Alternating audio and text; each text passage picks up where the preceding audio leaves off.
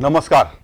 आई जानकी बस में हम अपने के स्वागत करै छी और आई जानकी बस में हम आमंत्रित एगो कैले छियन पहुना के जे कि अभी ये पर्यावरण जे दूषित भ रहल छै और उनका बचाव के लागी सालों साल से लागल छथिन और इंडिया के साथ साथ बीच बीच में नेपालों में आकर के वो अपने के ठामन पीपल और नीम के पेड़ पौधा लगबै छथिन और सैकड़ा में नहीं हजार में नहीं लाखों के मात्रा में अभी तक ई नीम और पीपल के पेड़ लगा ले छथिन और वो अपने के पीपल नीम तुलसी अभियान के संस्थापकों छथिन।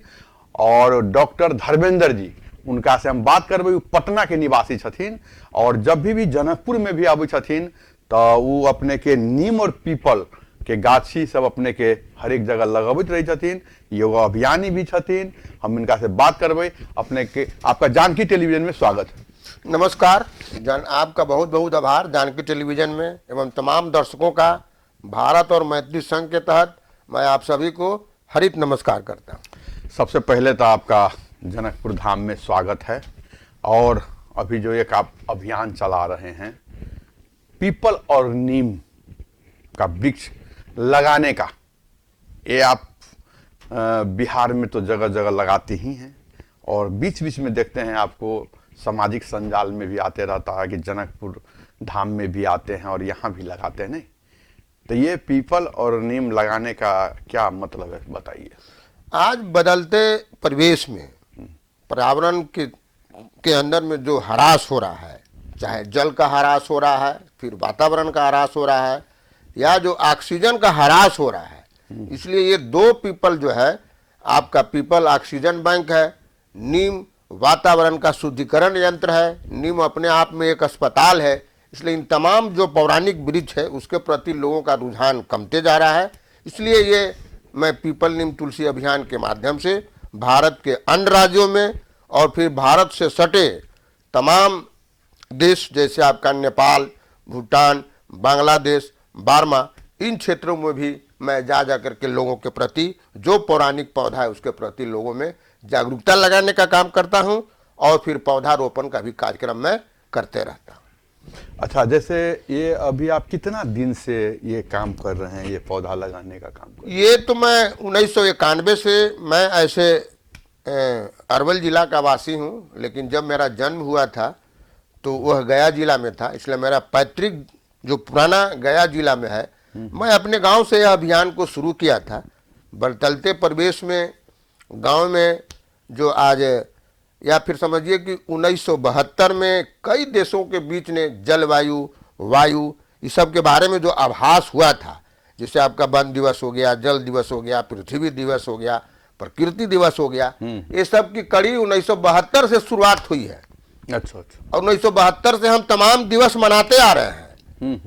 लेकिन नहीं, न पृथ्वी दिवस के रूप में हम न पृथ्वी को सही से रख पा रहे हैं, न प्रकृति को सही से संवार रहे हैं, जल संरक्षण भी नहीं हो रहा है। देखिए, आप जो है सो एक अभियानी है, एक अभियान चला रहे हैं। नहीं, ये तो सरकार का भी काम होता है कि वास्तविक में पीपल और नीम का जो एक औषधि का भी काम करता है। नहीं, कुछ दिन पहले देखा गया है जब कोविड आया था, कोविड के समय में नीम और तुलसी का बहुत ज़्यादा उपयोग हुआ था, जिससे बहुत फायदा भी हुआ था। नहीं तो आप एक बात बताइए, जैसे नीम का क्या फायदा है? देखिए, ये पीपल भी अपने आप में एक ऑक्सीजन बैंक है। पीपल कोरोना काल का जब आप वर्णन कर रहे हैं तो तमाम मीडिया में आपने देखा होगा पीपल सबसे ज्यादा ऑक्सीजन देता है और पीपल अपने आप में एक ऑक्सीजन बैंक है। पीपल के नीचे कोई भी डिप्रेशन में है या जिसके अंदर में जो नकारात्मक विचारें आती है, पीपल के नज़दीक बैठने से मन का शुद्धिकरण होता है, दिमाग का डेवलप होता है, जिसके चलते जो नकारात्मक विचार है वो सकारात्मक विचार में परिवर्तित करता है। पीपल अपने आप में औषधीय वृक्ष भी है। पीपल का महिलाओं का डिप्रेशन में, स्किन डिजीज में या फिर अन्य प्रकार के, जैसे हार्ट में, पीपल का पत्ता जो है हार्ट के आकार का है तो लगता है आप रखे हुए हैं जेबी हाँ, में। वो तो हम लेके चलते हैं सम्मेलित रूप से पीपल का। अच्छा। इसलिए पीपल कई रोगों में कामयाब है। यह पुरखों से हमारे लोग करते आ रहे हैं। नीम भी देखिए, नीम से बेरोजगारी दूर कर सकते हैं। बेरोजगारी मतलब जो रोजगार, क्या क्या कर सकते नीम हैं? से लोग रोजगार भी प्राप्त कर सकते हैं। नीम से हाँ, नीम स्वास्थ्य के क्षेत्र में उपयोगी है, नीम कृषि में उपयोगी है, और नीम अपने आप में एक शुद्धिकरण यंत्र है जो हवा में जो अशुद्धि है उसको शुद्धि करने का काम करता है। आप अभी मैं उत्तर प्रदेश में अगर आप जाइए, किसी भी गांव का आप भ्रमण करिए, हर एक के दरवाजे पर आपको 5 नीम अस्पताल मिलेगा। प्रकृति का 5 नीम, 1000, 5, 6 उसके दरवाजे पर नीम का पेड़ आपको जरूर मिलेगा। पूरे उत्तर प्रदेश में आप घूम जाइए। अच्छा। लेकिन नीम लेकिन अपने- लेकिन क्या है ना कि अब इधर कुछ गांव घरी सब के मानता होता है कि मान लीजिए पीपल और नीम सब में देवी देवता ये सब रहता है, दान जोगिन रहता है, इसलिए नहीं लगाना चाहिए कहीं। नहीं, वो एक अंधविश्वास है। अब न जाने ये कहां से र्यूमर उड़ा है। इस तरह का र्यूमर तो हम जब पूरे देश में जाते हैं तो मिलता है कि पीपल नहीं लगाएंगे, पीपल पर भूत रहता है। हाँ। अब मैं एक ही उदाहरण आपको देना चाहता हूं।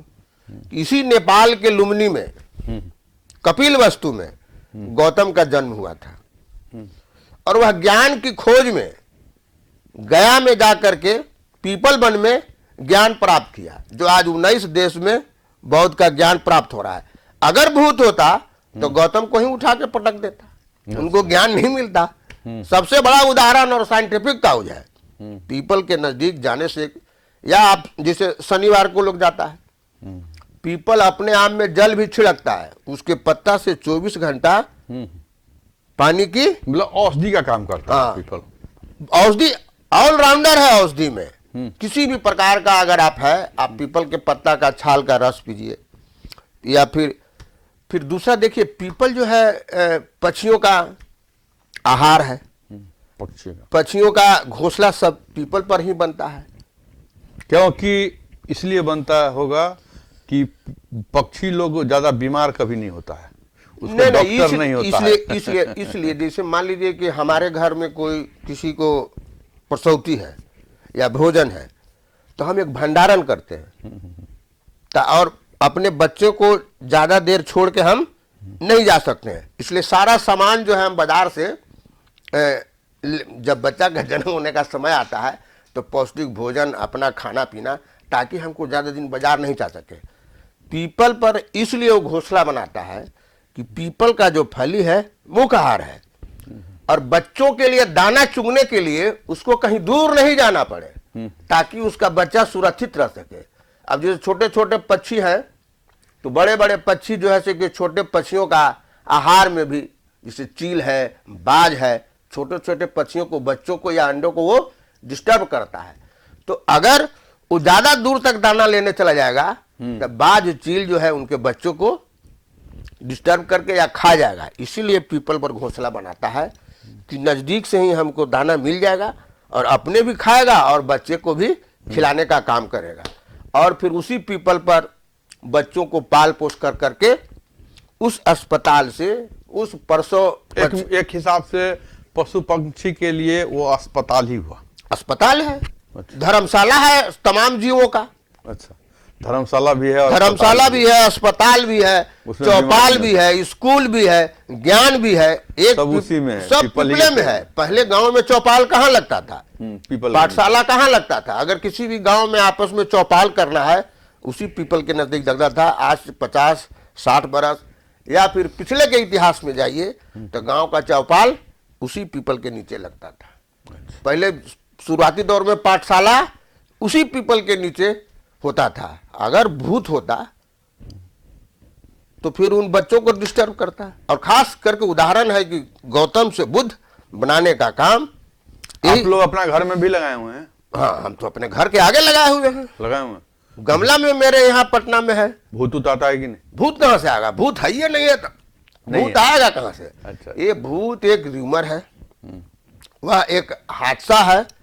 कहीं को कोई उस तरह की घटना घटती है तो लोग कहता है कि भूत है। और भूत पर कई पत्रकारों ने खोज निकाला है साक्षात रूप से कहीं भी कोई भूत है नहीं। वह एक न जाने कहां से सामाजिक परिवेश में भूत जोगी डाइन ये निकल चुका है। वह जो है कि वो उसमें क्या बोलते हैं उसको, जो अंधविश्वास, जो भूत झाड़ता है उसको क्या बोलते हैं, भक्ता। भक्ता लोग, वो भक्ता का आमदनी का स्रोत है भूत। अच्छा, समझे ना? अच्छा चलिए, अब ये तो हो गया। अब एक बात बताइए, जैसे अभी आप अभियान जैसे पटना इस समय चलाते हैं, गया समय चलाते हैं, बिहार समय चलाते हैं, नहीं, लेकिन अभी कुछ दिन से आपको देखते हैं नेपाल में भी आते हैं, नहीं, तो नेपाल में भी आने का, ये सब चलाने का क्या मकसद है? देखिए, भारत नेपाल से पुराना मैत्रिक संबंध है और ये समस्या नेपाल का ही नहीं है, ये ग्लोबल वार्मिंग की समस्या पूरे देश में है। और खास करके नेपाल और भारत में जैसे आपका जो बाढ़ जो आता है। Hotel Nandini and party palace,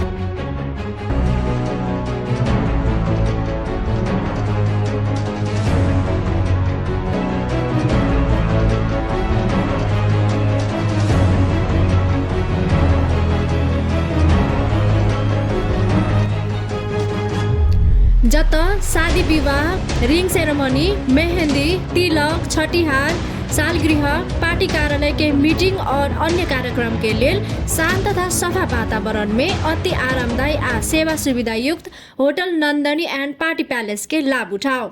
10 कोठे आकर्षक बेडरूम, एकटा मिनी हॉल, तहिना 500 कुर्सी लागे वाला विशाल हॉल और स्वयंवर हॉल में एसी और रूम में एसी से हो लागल, मरवा लगायत विवाह शादी के संपूर्ण व्यवस्था। एक बेर सेवा के मौका अवश्य दिल जाए। हरखर खुल्ला के कारण से उचित डिस्काउंट से हो दिल जाए। Hotel Nandini and party palace, proprietor Umesh Shah, संपर्क स्थान जनकपुर धाम उपमहानगरपालिका 20 रुफैठा, मध्य प्रदेश, नेपाल। Mobile number 9808 20 624। तमाम नेपाल का जो नदियां हैं वो सटे हुए भारत में जाके ये करता है, तो उसको बैलेंस बनाने के लिए, आपस में मित्रता के लिए यह अभियान नेपाल ही नहीं विश्व के स्तर पर ग्लोबल वार्मिंग की जो बात हो रही है, तमाम जगह इस अभियान को चलना चाहिए। और आज के परिवेश में धर्म के पीछे लोग ज्यादा भाग रहा है, लेकिन प्रकृति धर्म के प्रति संवेदनशीलता की कमी आई है, जिसके चलते कभी कोरोना, तो कभी सुखाड़, तो कभी बाढ़, तो कभी भूकंप, अन्य प्रकार के प्राकृतिक वैश्वीकरण ये आपदा के चलते हम मानव पशु पक्षी सारे भयभीत हैं। लेकिन उसका निराकरण है कि प्रकृति का इलाज के प्रति हम तमाम लोगों को आगे आना होगा। प्रकृति धरती। अच्छा, अभी क्या कहना चाहेंगे? जैसे अभी आप लोग एक अभियान चलाए हुए हैं, मान लीजिए पीपल और नीम लगाने का, है ना, तो इसमें जो है सो जनता लोग को क्या कहना चाहेंगे कि कम से कम ये घर में भी लग सकता है? हाँ, छोटा छोटा गमला सब में। हाँ, गमला में भी लगाइए। अच्छा, हाँ, गमला में आपको बाजार में पीपल का बोनासाई पौधा 6000 से 5 साल का, 8 साल का, 9 साल का हमारे यहाँ आपको भारत में मिलता है बोनासाई पौधा। उसको बौना बनाए हुए रहता है, अच्छा, शो के लिए। तो वो पौधा आपको 5 से 4000 में मिलता है। एक पौधा, एक पौधा। कई पढ़े लिखे लोग के घरों में जाइएगा तो बोनासाई पौधा आपका बड़, पीपल, पाकड़, गुल्लड़, नीम सब जगह लाते हैं। ऐसे भी नीम अपने आप में एक औषधि है। पूर्व के जमाने में हम लोग नीम के दतवन से ही ज्यादा मुंह धोते थे, लेकिन हम तो मुंह धोते थे, लेकिन जैसे ही नीम जो मुंह में हम डालते हैं तो उसके सलाइवा के माध्यम से नीम का सत्व जो है पूरे शरीर में फैल जाता है। तो हम धोते थे मुंह और सवेरे सवेरे मुंह में हम दवा का सेवन करते थे। लेकिन आज आधुनिक युग में हम पेस्ट और ब्रश पर चले गए हैं, जिसके चलते अन्य प्रकार के, भले पेस्ट में लिखा हुआ रहेगा बबूल है, नीम है, तुलसी है, वो रेपर पर केवल लिखा हुआ है कि नहीं है, उसमें इसकी कोई गारंटी नहीं है। लेकिन अगर हम साक्षात नीम के दतवन से मुंह धो रहे हैं तो वह साक्षात है। अब जैसे ही आप दतवन मुंह में डालिएगा, मुंह धोने से पहले पूरे शरीर में सलाइवा के माध्यम से नीम का सत्व दवा मुफ्त निःशुल्क हम लेते रहते थे। अच्छा, अब एक बात और बताइए, जैसे अभी आप लोग जैसे नेपाल में भी आए हैं और आज बुद्ध जयंती भी है, नहीं? बुद्ध जयंती आप लोग मनाते हैं? हाँ हाँ, बुद्ध जयंती तो मनाते हैं, या अन्य महापुरुषों का भी जयंती मनाते हैं, या फिर अपने पूर्वजों का भी जयंती मनाते हैं, जयंती और पुण्यतिथि मनाते हैं। तो उस अवसर पर मैं आम लोगों से अपील भी करता हूँ कि किसी रूप में जयंती हो, चाहे सालगिरह हो, चाहे बच्चे का जन्म हो, या किन्हीं का शादी की सालगिरह हो, या किन्हीं पूर्वजों का पुण्यतिथि हो, या फिर जन्मदिन हो, उस तिथि पर कम से कम एक पौधारोपण कर करके उस यादगार को ताजा करें, ताकि प्रकृति और संस्कृति संरक्षित हो सके। जब तक प्रकृति और संस्कृति संरक्षित नहीं अभी अभी अभी कुछ दिन से हम लोग को नेपाल में देखा गया है, और ये मध्य प्रदेश का बात करें तो पानी का बहुत बड़ा समस्या उत्पन्न हो चुका है, और उसके लिए यहाँ जो कुछ वन सब जो था, जंगल था, बहुत जंगल कटानी हो गया। इस सब के कारण से कह रहा है बहुत ज्यादा फर्क पड़ रहा है। और अभी जो आप एक बात कहें, जैसे एक आदमी यदि 5 पेड़ लगा दिया जाए तो हम लोग का जो अभी समस्या चल रहा है पानी का, 400-400 फीट वाला कल यहाँ पर सुखा गया पूरे प्रदेश में, बहुत ज्यादा दिकदारी है 4-5 बरस से पानी। तो हर एक आदमी यदि 2-4-5 पेड़ लगाते जाए साल में, तो 2-4-10 बरस के बाद में ये जब पेड़ बड़ा होगा तो इस सब में भी बहुत फायदा होगा ना। जरूर, पेड़ जलस्तर नीचे लाने का काम इन्हीं पौराणिक पौधाओं के द्वारा होता है। बड़ है, पीपल है, ये सब का 500 तक वायु है। और अब कहेगा कि पानी ऊपर कैसे लाता है, तो किसी भी पौधा का जो जड़ है वो पानी की ओर पहले भागता है। आप दीवार में कहीं भी पीपर बरगद देखे होंगे तो उसका अगर आप उसको खोज निकालिएगा तो उसका जड़ देखिए कि जहां पानी का स्रोत है जड़ उधर भागेगा। अगर पानी पूरब में उसको महक मिलेगा तो जड़ पूरब में जाएगा, अगर जिधर पानी का महक मिलेगा जड़ उधर जाएगा कि सबसे पहले वृक्ष को पानी की जरूरत है। इसलिए पीपल के माध्यम से जो सबसे नीचे का जल स्तर है ऊपर है, उसको ऊपर लाएगा।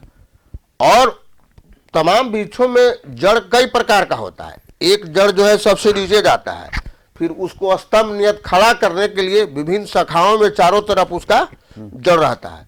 तो उस जड़ के माध्यम से धरती प्रकृति में नमी बनेगा और रिसेगा। या फिर आपकी जो भी नदियां हैं पहाड़ों से निकली है, उन्हीं जड़ों से पानी जब रिश्ता है तो एक नदी का रूप लेता है, जिसे आपका चूरू है या फिर और जो नदियां यहाँ से निकली है पहाड़ों से निकली है।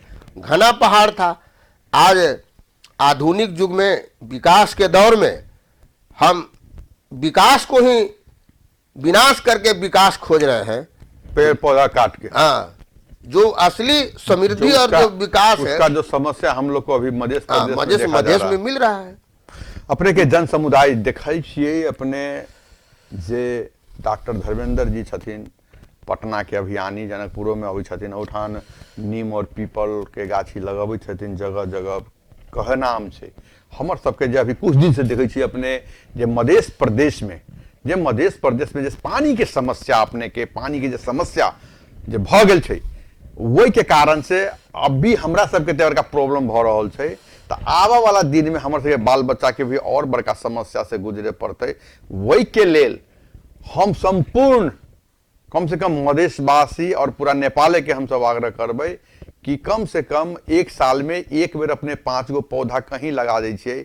अपन घर में भी गमला में भी लगा दू, चाहे जगह जहाँ स्कूल है मंदिर वहाँ लगा दै छियै, तो 5-10 बरस के बाद में एते गाछी भ जेतै कि मध्य प्रदेश में पानी के समस्या कम होते। और कथी कहै छथिन, जब गाछी लगे है तो नीचा से पानी ताना के काम होइ छै। तो ई सब के कारण से हमरा सबके गाछी वृक्ष लगाना बहुत जरूरी छै, और हम सब अपन अपन तरीका से गाछी वृक्ष लगावे के काज करिए, है ना डॉक्टर साहब? तो अब समय अंत में आ चुका है, अब आप समाज को क्या कहना चाहेंगे अंतिम में? अंतिम में तो हम यही कहना चाहें कि हर एक घर में प्रकृति धर्म के प्रति संवेदनशील बनना चाहिए। और आज आपने ही अपील किया, मैं भी अपील करूंगा कि किसी भी शुभ अवसर पर, चाहे शादी का हो, बच्चों का जन्मदिन हो, या फिर अन्य प्रकार का जो भी शुभ अवसर है, उसकी शुरुआत वृक्षारोपण से करें, बस शादी ब्याह हो, बर्थडे हो, घर में पूजा हो, गृह प्रवेश हो, मतलब कोई भी शुभ काम करते हैं तो उसमें 5 गो पेड़ रोपते हैं। पहले प्रकृति धर्म के प्रति संवेदनशील हुई है। प्रकृति बचेगी तभी मानव बच पाएगा। प्रकृति नहीं बचेगी, मानव की संस्कृति, मानव की सभ्यता आगे नहीं चल पाएगी। और पुराने उदाहरण कोरोना भी है, या फिर नेपाल में आपका भूकंप भी आया, ये सब। तो मैं सभी लोगों से यही आग्रह करना चाहूँगा कि अपने अपने स्तर से प्रकृति के प्रति, जिस तरह से हम विषैली पानी का उपयोग, अशुद्ध पानी नहीं पी सकते, अशुद्ध भोजन नहीं कर सकते, अगर घर में किसी प्रकार का गंदगी है तो मैं वहाँ नहीं रह सकता, कपड़ा में गंदा नहीं पहन सकता, लेकिन हम छन छन जो प्राण वायु ले रहे हैं वह अशुद्ध ले रहे हैं, हवा जो ले रहे हैं हम लोग अशुद्ध ले रहे हैं। ज्ञानी अज्ञानता की ओर है, इसलिए हम हवा शुद्ध कैसे लें, इसके प्रति एक एक आदमी को सोच बनानी होगी, तभी वर्तमान में और आने वाले पीढ़ी को हम शुद्ध हवा देंगे। अंतिम में मैं जरूर करना चाहूँगा कि हम तमाम लोगों का जो फेफड़ा है वो हमसे पूछता है कि हमको शुद्ध प्राणवायु कब मिलेगा। और फेफड़ा और स्टोमक, ये आंत जो है आपस में बात करता है। आंत फेफड़ा से कहता है कि हम तुमको शुद्ध जलवायु भेजते हैं, तो तुम हमको शुद्ध प्राणवायु क्यों भेजते हो? अच्छा। तो कहता है कि ऊपर से जो तुमको शुद्ध पानी मिल रहा है तुम शुद्ध भेजते हो, हमको तो अशुद्ध सप्लाई हो रहा है, तो हम शुद्ध कहाँ से भेजेंगे? इसलिए फेफड़ा के अपील को सुनिए, अपने शरीर को शुद्धिकरण के लिए, अपने शरीर को सुरक्षित करने के लिए, या फिर आने वाले पीढ़ी को सुरक्षा के लिए हम तमाम लोगों को पर्यावरण के शुद्धिकरण के प्रति, प्रकृति के संरक्षण हेतु, प्रकृति धर्म के प्रति संवेदनशील होना होगा।